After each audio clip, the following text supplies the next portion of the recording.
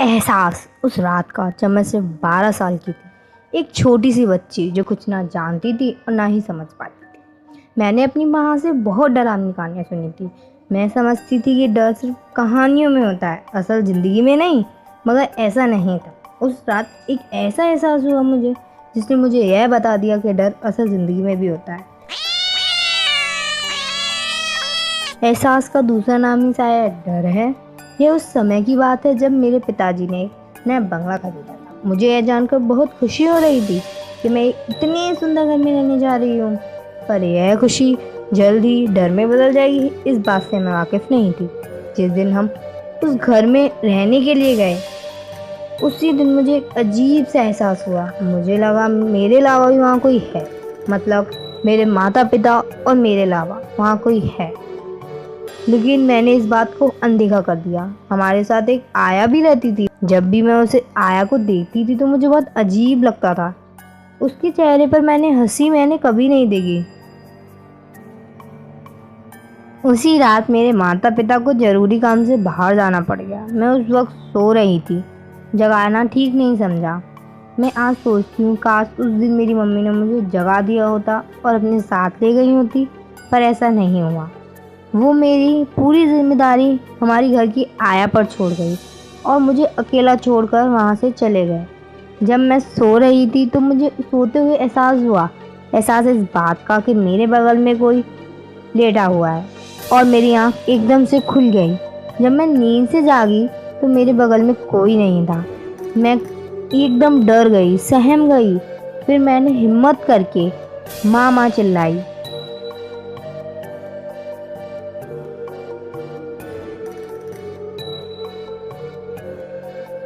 लेकिन माँ नहीं आई।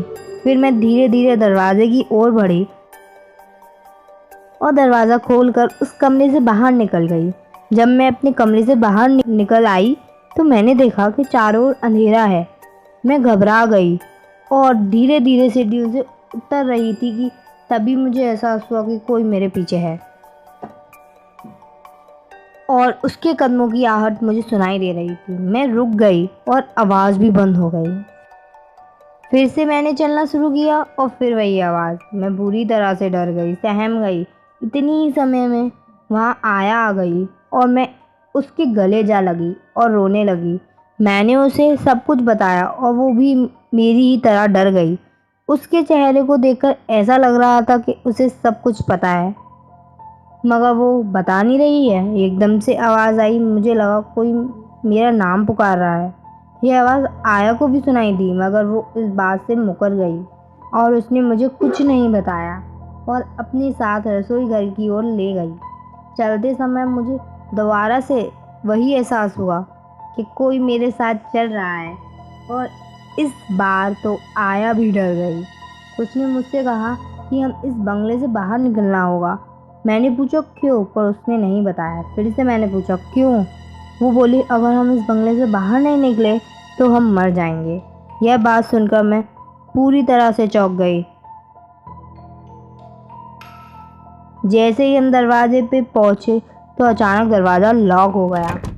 वो एहसास एक डरावनी आवाज़ में बदल गया और मैं बेहोश हो गई। उसके बाद आया के साथ क्या हुआ, उस बंगलों में क्या हुआ, मुझे नहीं पता। लेकिन जब मेरी आँख खुली तो मैंने अपने मम्मी पापा को सामने पाया और मैंने सारी बात बताई, और मेरे मम्मी पापा ने मुझे बताया कि वो आया मर गई है। मैं चौंक गई।